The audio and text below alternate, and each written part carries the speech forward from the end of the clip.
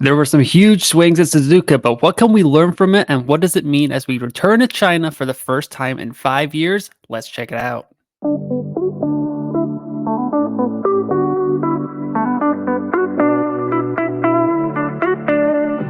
What is up, everyone? Welcome to another episode of Backup Fantasy Sports. It is Monday, April 8th. My name is Ewan, and on today's episode, we're going to get into some F1 fantasy with a Japanese Grand Prix review and a early look ahead at China as we go back to China for the first time in 5 seasons. So it should be quite interesting as it is also the first sprint race of the season. But we'll get to that later in the episode. If you don't have time to check out the whole episode, check out the timestamps in the description below. You can hop around, kind of view as you would like. And while you're down there, like and subscribe to the channel. Would greatly appreciate any support. But how did you guys do in Suzuka?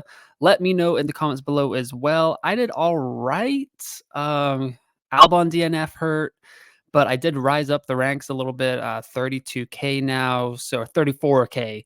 So yeah, it's going okay, but it could have been better. And we will talk about some of the swings that came along with the Checo Perez versus Charles Leclerc decision just in a little bit. But here are some Japanese Grand Prix facts and stats.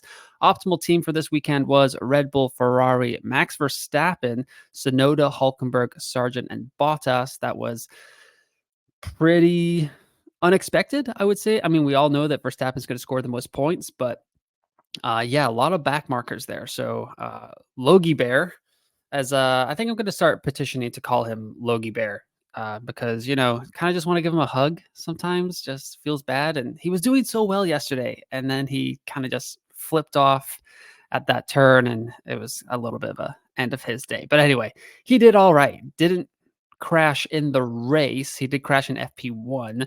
Albon crashed.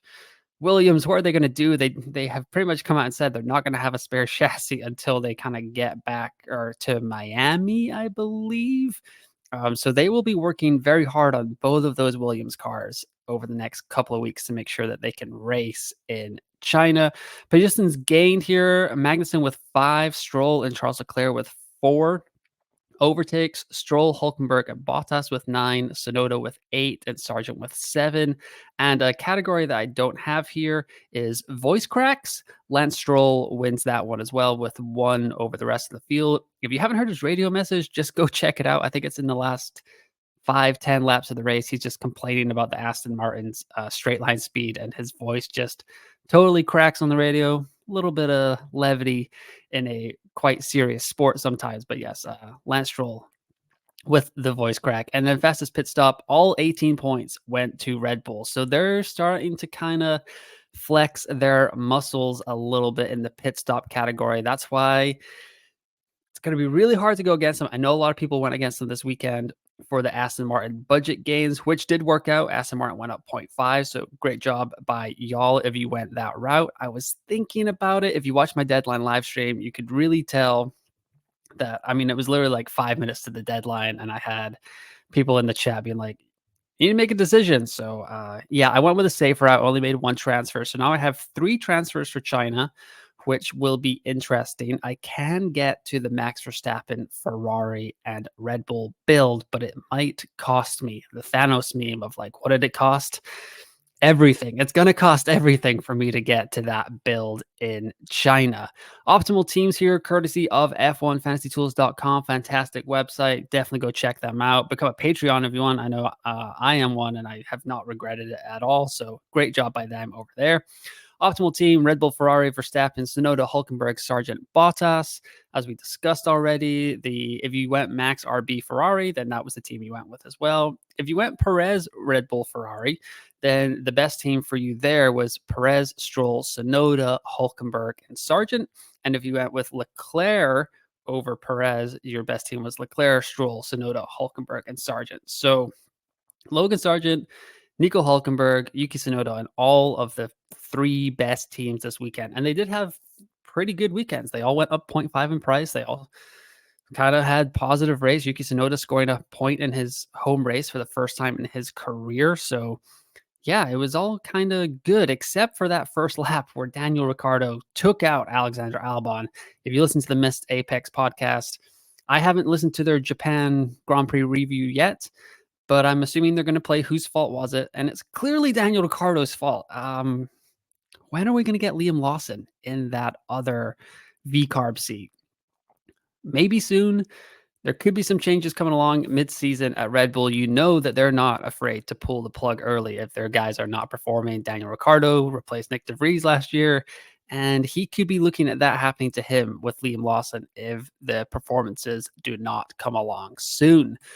Charles in charge. He got the Driver of the Day award. We're going to talk about that in just a little bit. But first Driver of the Day award since the 2023 Las Vegas Grand Prix. It's actually only his second Driver of the Day award since F1 Fantasy introduced this into the game. Now Ferrari has won every single Driver of the Day in 2024. They are 4 for 4, 3 different drivers, 4 different Driver of the Day awards. And Charles Leclerc's 32 points per race is the second most on the grid, trailing his teammate Carlos Sainz. But he had got 31 points in the day. He qualified 8th. It was disappointing Saturday for Charles. Finished 4th. He went with the one-stop strategy. He was really making it work. I mean, he drove the heck out of that car yesterday. He got the tires working really well. I mean, Lando was on his second pit stop when Charles had to pit for the first time. But then Carlos pitted after him, had better tires, kind of just made a decision that Carlos would kind of wrap up third, don't battle too hard. The unofficial, not official team orders of don't hold up Carlos too much or don't hurt your tires too much holding up Carlos, like kind of, yeah, subtle side eye, do it, but don't make it too obvious. But 4 positions gained and 2 overtakes. And yeah, he got that Driver of the Day award, which was huge as it did come down to a lot of us kind of choosing between Charles Leclerc and Sergio Perez for our DRS boost this weekend. I know there were some Carlos Sainz managers as well, but it did feel like in the community, at least, it did come down to Charles Leclerc versus Sergio Perez, and that was huge. The swings at Suzuka were massive. So here I have Sergio Perez versus Charles Leclerc. 33 points for Sergio, 31 points for Leclerc. They both jumped up in price 0.3. However, that doesn't tell the whole story of the race, as with about 2 laps left, we were looking at Sergio Perez to be on 43 points for the race and Charles Leclerc to be on 21. And why is that significant? Because of the price change algorithm that the F1 Fantasy Tools Discord, Max Alive, Alex Tails, all those guys figured out over the last 2 weeks, we were able to predict that after the race, if those points had stayed, Sergio Perez would have had a price jump of 1 million, whereas Charles Leclerc would have only had a price jump of 0.1 million. So it was huge. And it was just brutal for Checo owners. Like, I felt bad. I mean, it always kind of feels like Max kind of waits to the last 2 laps to kind of swipe away that extra point for fastest lap. I'm sure he's talking to JP and he's like, what's the fastest lap? He's like, okay, I can do that. So boom, he goes and does it. But yeah, for Checo to kind of go down from a 1 million price jump and have like those Checo managers they were going to have a 0.9 million price advantage on the Charles Leclerc owner. I'm a Charles Leclerc manager, and I know that I got lucky yesterday. The Driver of the Day award is pretty contentious in F1 fantasy right now. I mean, especially yesterday with how big the swings were. I cannot blame any Checo managers for kind of feeling aggrieved about just how like a fan vote can kind of swing a game that much. It's one of the, I think, F1 Fantasy Hub. Rob was talking about it yesterday on X. That plus 10 for Drive of the Day just feels like too much. Maybe fastest lap plus 10 is too much as well. Maybe it should just be plus 5. Like plus 5. Let's maybe make the swings a little less swingy, like DNFs are minus 20. That stings. Like maybe they should be minus 10. Yeah. So it's just more of a scoring mechanism that could change within the game. But I definitely understand that Checo managers should be a little bit kind of miffed that they got kind of screwed yesterday at the Japanese Grand Prix. I would replace Driver of the Day with just bring back the beat teammate points. I'm not entirely sure about the goings on in the background, like when F1 solely took over the F1 fantasy game and they took it away from Play On. Like, I don't know if Play On has like some sort of trademark copyright thing on the beat teammate like scoring mechanism thing, but I would love to see that back in the game, as that was quite interesting. It would really make the Leclerc versus Carlos Sainz battle very fun each week, and would it maybe dampen the appeal of like Sergio Perez, because he'd be losing those points every week to Max Verstappen, whereas like a Lando or an Oscar could potentially, or like a Lando Norris or a George Russell, could get us a little bit of a price boost with those beat teammate points. But yes, these were the swings at Suzuka. And just to top it all off, Pop Pan Man F1 Tom on X tweeted this out yesterday. Perez with 33 points today, based on the price change algorithm. To get to a 1 million price rise for Perez's tier, you need a normalized points of 3.1 or above. That means 33.015 points required for the rise today. Missed it by that much. Whew, that is brutal. Yeah, Perez managers got very unlucky yesterday, but they still have what I think is the best of the second tier drivers right now. So here's a graph for the podcast listeners. It's got everyone's points per race over the first 4 races of the season. I've got Perez, Leclerc, and Sainz on this graphic. And as you can see, Sainz has the 26 points from Saudi Arabia that was obviously scored by Ollie Behrman, but it just made it easier to put it on the graph. And Charles is doing all right. Leclerc's doing all right. 22 points in Bahrain, 37 in Saudi, 38 in Australia, and 31 in Japan. But he is tied with Perez for the lowest score out of these 3 this season, whereas Sainz is kind of like up and down, 36, 46, 28. So I'm not entirely sure what my ranking would be. Right now, I kind of want to say that it would be Perez, Sainz, Leclerc. Sainz is just crushing in 2024. He seems like a man on a mission who's like, someone give me a contract. Someone give me a big fat contract for 2025. I said it in my first episode of this season, the preview palooza with Adam from F1 Fantasy HQ. My bold prediction was that Carlos Sainz would go to Red Bull, and it's possible, but I mean, Sergio Perez is driving so well also that, can you really kick him out of there just getting second almost every race? I mean, he's got 3 seconds and a 5th through 4 races this season. So really not bad from Checo at all.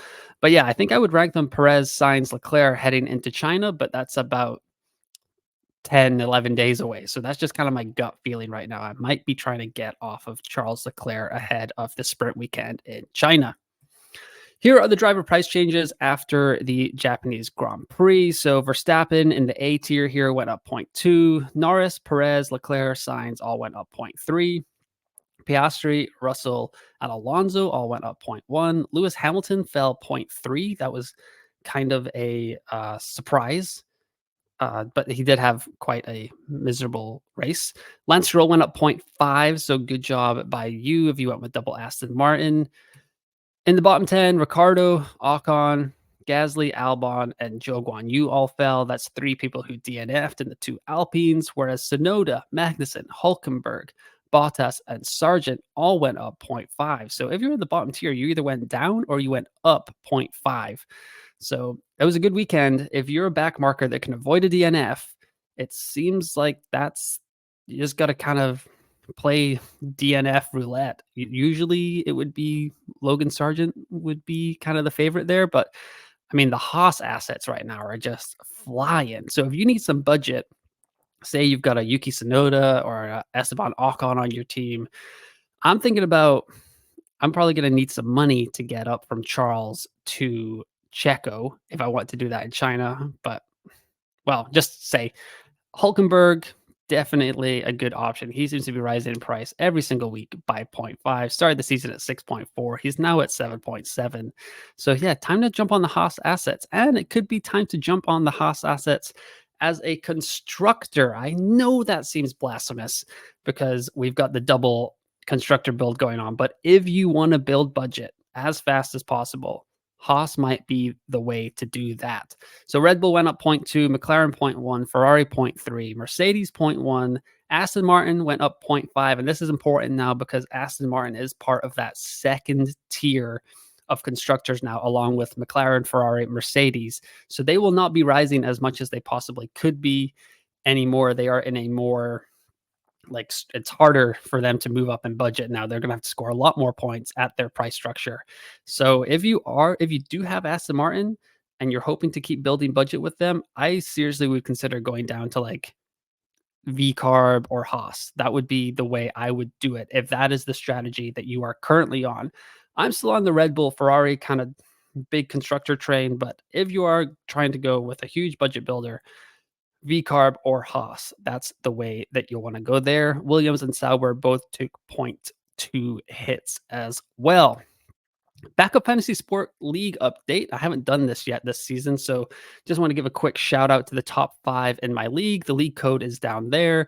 Just slam it into invites or something and it'll pop up there. So Chelsea Motorsport 100 or 10,061 points, Formula 1 baby 1039, Toilet Donut 1019, and then Perdo Smurdo 2 and Perdo Smurdo just 1 take up the 4th and 5th spots. And I did check ahead. So Chelsea Motorsport is 49th in the world. So great job by y'all there representing the Backup Fantasy Sports League in the top 50. And I would usually I was going to do a Japan top 5, but 11 teams played their Limitless chip and nailed it with Max, Charles, Carlos, Lando, and Sergio with Red Bull and Ferrari. I think that's as well as y'all could have done. So great job by you. Maybe you could have had. No, yes. Good job by you. So 11 teams, 372 points. That is a massive total. Would I have used a limitless chip in a non-sprint race? Maybe not. But, good job by the 11 teams that came out on top in Japan there. This is the Chinese Grand Prix schedule looking ahead. So Friday has practice 1 and sprint qualifying. Saturday has the sprint and the Grand Prix qualifying, and Sunday has the Grand Prix the Grand Prix, just regular race. Saturday is highlighted here though with the sprint because, and I'm going to show you guys here in just a second, but if I can do maths correctly and if I can look at a calendar properly, it looks like our F1 fantasy lineups are not going to lock until the sprint race on Saturday morning. And usually that's different from last year. And so this format has changed. So sprint formats have changed for the 2024 season. Last year, it was practice 1, and then we had the Grand Prix qualifying, and then Saturday was dedicated to the sprint. So they'd have the sprint shootout, and then the sprint race all on Saturday, and then the Grand Prix on Sunday. But they flipped it this year. So now the sprint qualifying is on Friday afternoon. They have the sprint in the morning and then they qualify on Saturday afternoon. And it looks like because we don't get any points in sprint qualifying for F1 fantasy, which I would also change that. Like if it's kind of like part of the race, we should probably get points for it.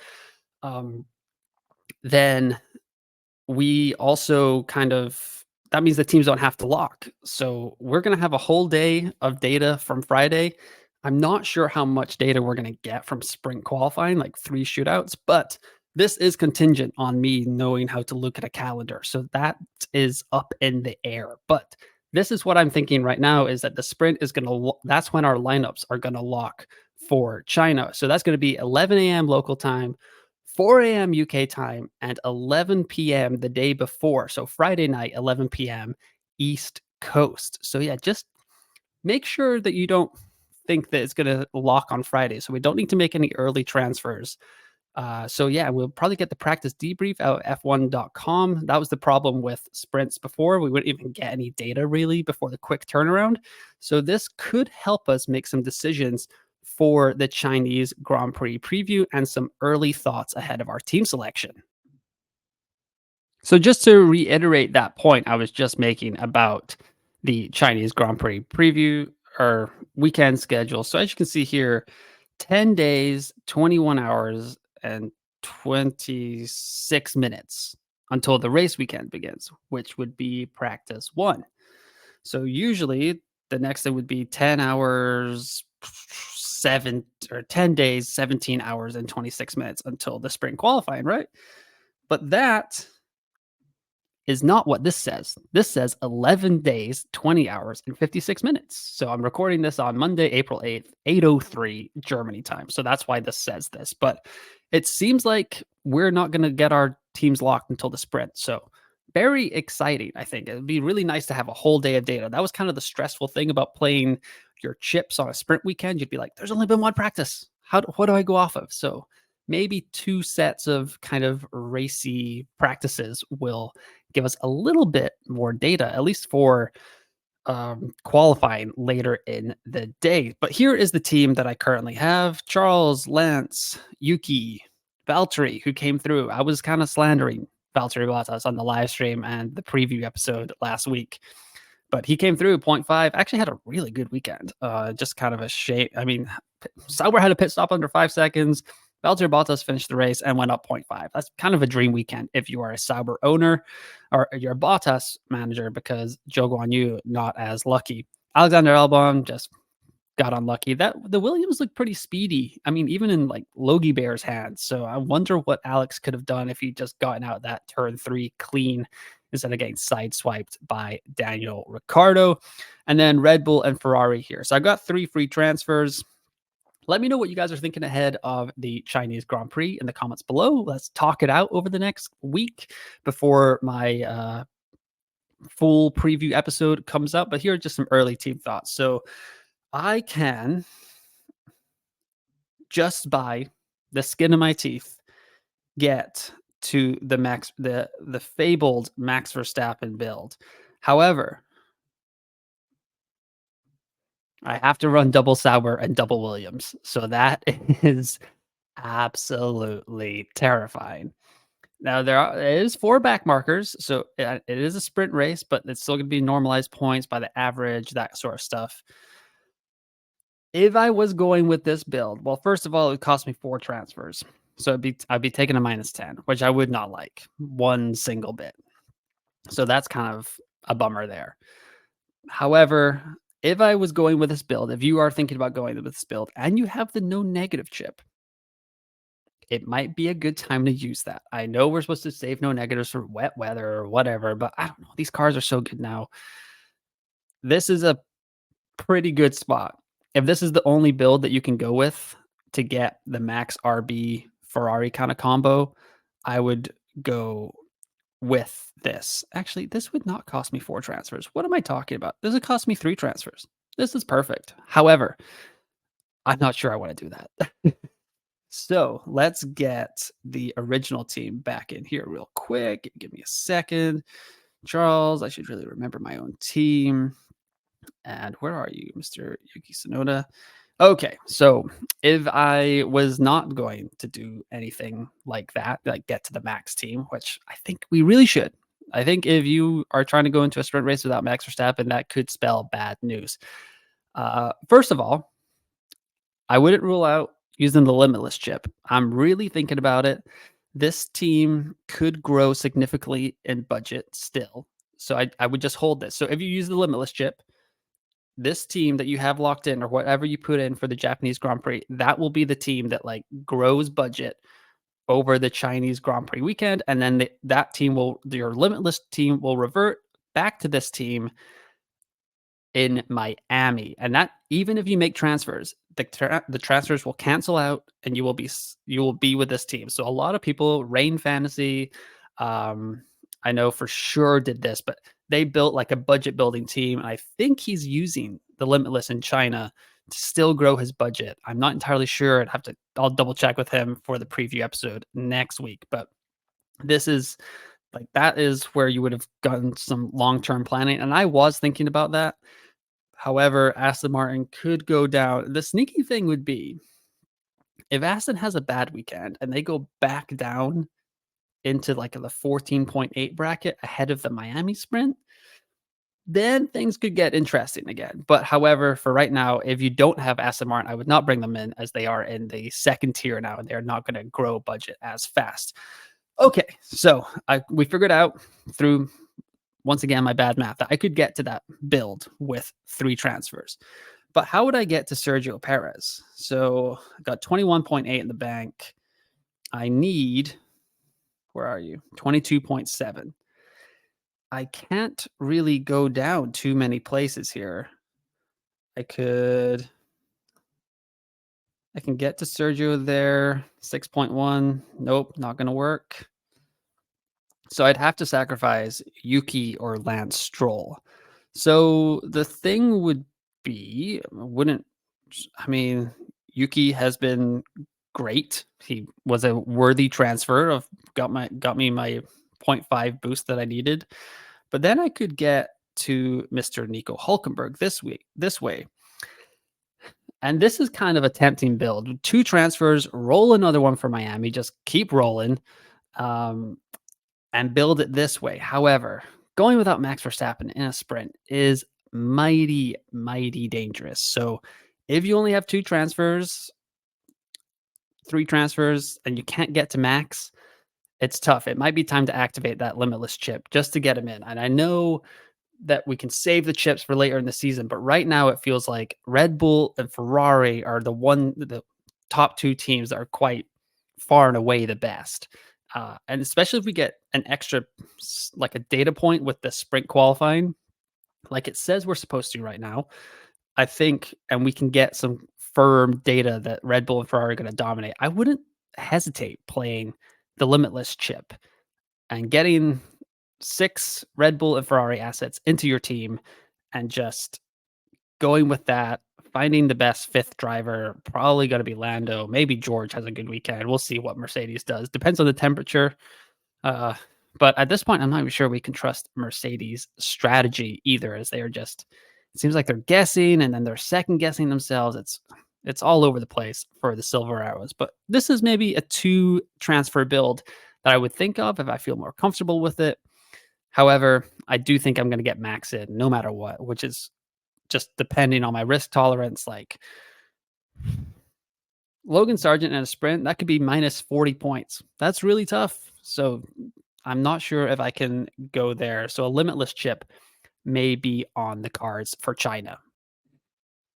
But that's going to do it for this week's episode of Backup Fantasy Sports. Just a Japanese Grand Prix review and some early Chinese Grand Prix thoughts, kind of a lot of thoughts. So definitely check out the timestamps in the description below if you need to kind of go back, or if you missed some of it, just check that out as well. Don't forget to follow me on X at UNFPL and like and subscribe to the YouTube channel. I'll be back next week with a full Chinese Grand Prix previews, first sprint race of the week. We'll see if F1's updated the lineup lock time. I hope they haven't. I would really prefer to not have to lock in our teams before the sprint qualifying, but we will see. And yeah, hopefully you guys did well in Japan. How are you setting up for China? What are your early transfer thoughts? Let me know in the comments below, or hit me up on X at UNFPL. But once again, thanks for listening. Thanks for watching, and I will talk to you next time.